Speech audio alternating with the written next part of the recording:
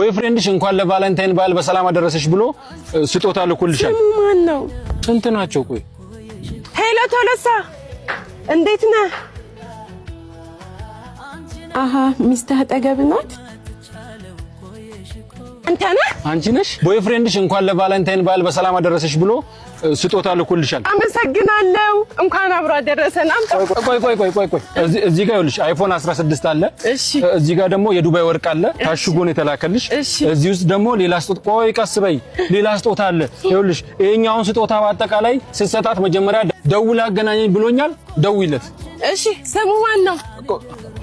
ደውይለት። ለቦይፍሬንድሽ ደውይለት። ደውይ እንጂ ስሙንም አታውቂም? ለቦይፍሬንድሽ እኮ ነው ያልኩት። ለቦይፍሬንድሽ ደውይለት። ስሙ እሺ ለማን ልደውል? ለቦይፍሬንድሽ። ሄሎ ናትዬ ቫለንታይን ዴይ ብለህ ቃል ከልኝ ነበር። አንተ ዘጋብኝ። ደግሞ ስሙም ናቲ አይደለም እኮ። እሺ ናቲ አይደለም። እሺ ሄሎ ሳሚዬ ወይኔ ታረቅን ማለት ነው። አመሰግናለሁ። እሺ አንዴ ሄሎ ቶሎሳ እንዴት ነህ? ሚስትህ አጠገብ ናት?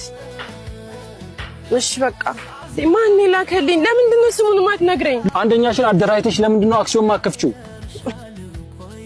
ማን ነው? ኧረ የትኛው ነው?